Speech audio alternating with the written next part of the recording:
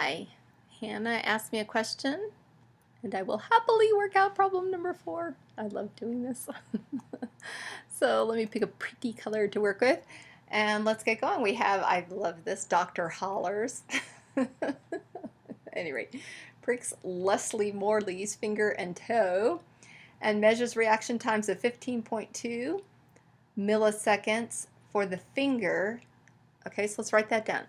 15.2 for the finger, and the finger, and then let's see, wait a minute, and 22.9 milliseconds, we'll put ms, milliseconds for the toe. And then he goes on to say how far the finger and the toe are. Let's see, the finger is 100 centimeters from the brain, 100 centimeter distance, and the toe is 170 centimeters. Now, the first question here, now this is, I know you said you were fine on A. I'm just a little worried that you got your data points correct because it says write the particular equation expressing time in terms of distance. So what that means is the independent variable here is distance. You give me a distance, I'll give you a time. I'll tell you how much time it'll take. So the independent variable is distance, and so that means distance is like the x coordinate. So your two data points here are really 100 centimeters, and then, well, here, let's even just say 100, okay?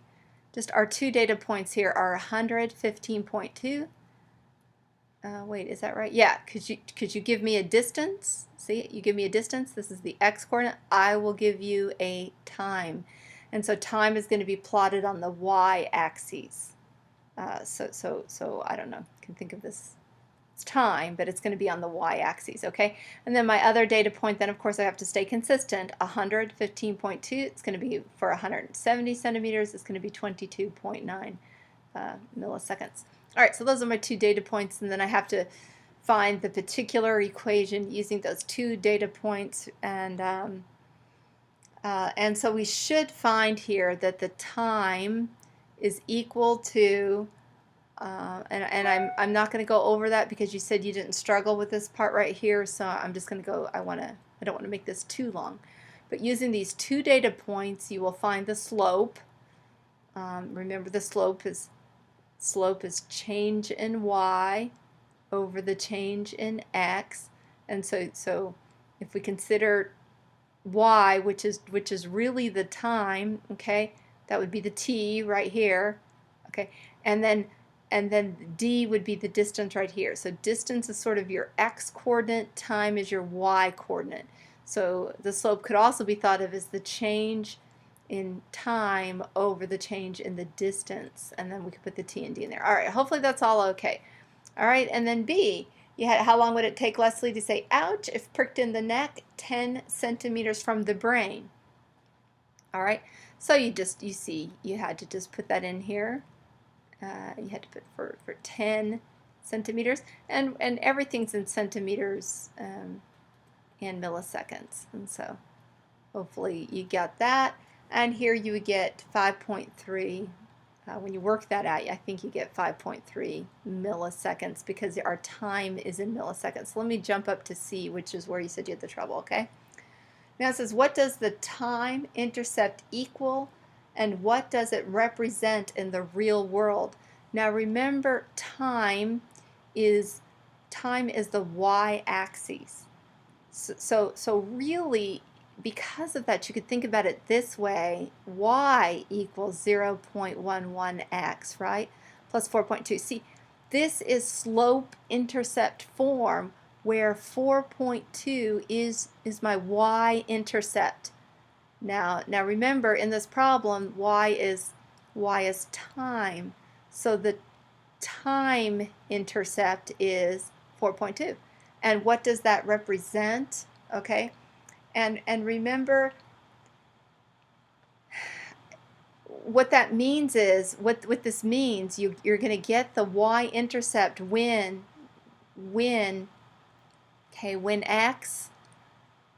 x equals 0, okay, then y is going to equal 4.2.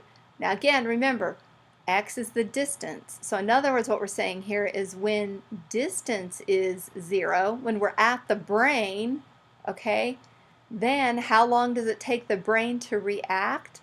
What is the time? Then time is going to equal 4.2 milliseconds. So even when you're right at the brain, it takes 4.2 milliseconds for the brain to react. Does that make sense? So it always takes a little bit of reaction time, even if there's no distance to travel. So that's what's happening with that one. Okay, now let's go to D. I think we're just supposed to plot it, right? So let's plot it on a coordinate plane.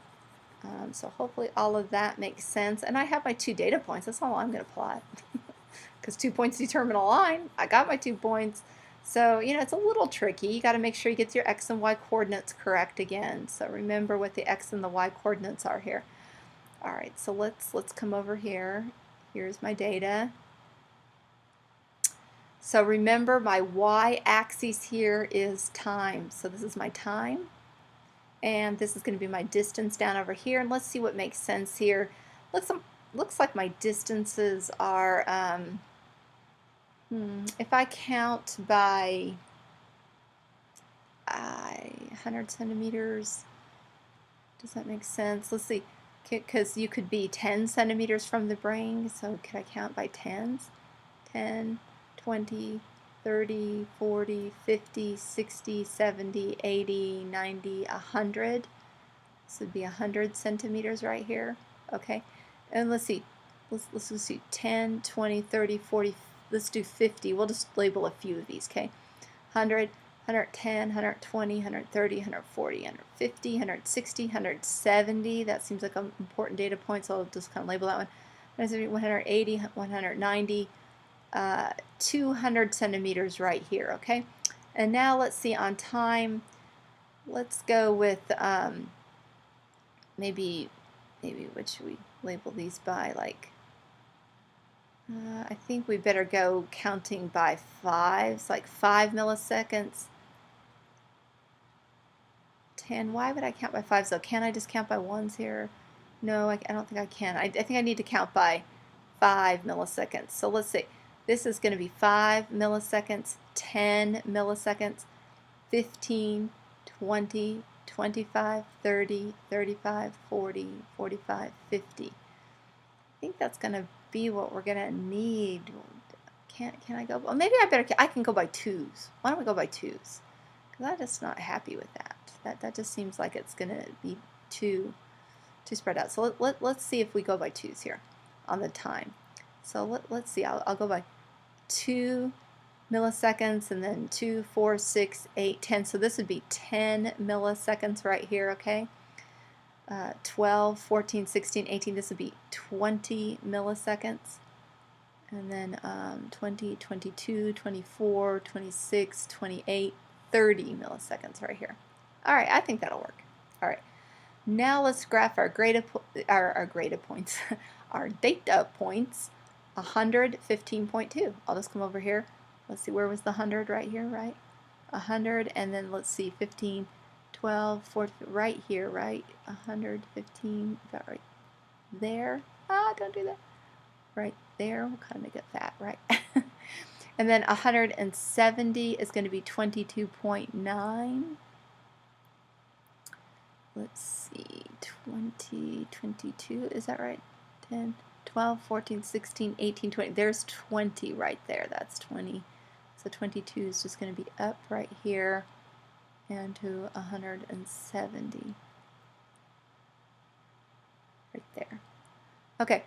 I did want to, we know the intersect too. Remember the equation is t equals 0.11 d, right, plus 4.2 milliseconds. And so we know at the intercept here is going to be 4.2. So let's make sure that's consistent. Are we getting a straight line there? Sure looks like one. Now I can't figure out how to do a straight line yet on this because every time I try it just doesn't work very well. See, like if I try, see, yeah, it just messed me up. I'm kidding. I don't know what it just did there. So it didn't even. So all right, here we go. I'll just try to do a straight line like this. Okay. There we go. There we go. Okay. Now let's see. What else do we have to do? Sketch the graph. We did. It's a line. Since the slope is milliseconds per centimeter. Now that's the slope, right? The slope, remember, the slope is going to be the change in the y-coordinates, but the y-axis here is time. So the change in time over the change in distance, and so the slope is going to be milliseconds per centimeter, because that's what the distance is in centimeters, and this is in milliseconds over here, the time. Okay, milliseconds per centimeter. Its reciprocal is the speed which nerve impulses travel in centimeters per millisecond. So how fast do the impulses travel in centimeters per second? Ew. Okay, so first of all, if we take the reciprocal of the slope, it's going to equal centimeters per milliseconds. So let's do that. We know what the slope is. We found that out in equation B from those two data points, taking the change in the time over the change in the distance. That's going to give me 0.11, right? And so the reciprocal of 0.11 is going to be 1 over. So we'll just take 1 divided by 0.11 or 11 hundredths, right? Okay. And so the reciprocal of the slope is going to equal, I'm getting here 9.09, and that's repeating, by the way, 0.9 repeating, centimeters per millisecond. So now let's analyze that for just a second. We remember they want here in E, how fast do the impulses travel in centimeters per second? 9 and 0 and 9 hundredths is centimeters per millisecond. So let's do a conversion. Okay, so we've got 9 and 9 hundredths. And we'll put a bar over that, centimeters per millisecond, right? And we want to convert that. We don't want centimeters is fine, but we don't want milliseconds. We want to change milliseconds. We want to cross cancel that per 1 millisecond there. We're going to change milliseconds to seconds. And so in a millisecond, I believe, does it say how many in a milli? Milli is 1,000th of a second. So I believe there's 1,000 seconds in 1 millisecond. Is that right? 1,000? No. There's 1,000. Switch that around. Excuse me. There are 1,000 milliseconds, because that's 1,000th of a second. 1,000 milliseconds in 1 second. All right. So changing that, I can just see really what I'm going to do is multiply this by 1,000. So remember, it's 9. It's going to be, another way of writing this is 9090909 dot, right? So if I multiply that by 1,000, I move the decimal over 3, so I could see it's going to be 90.9,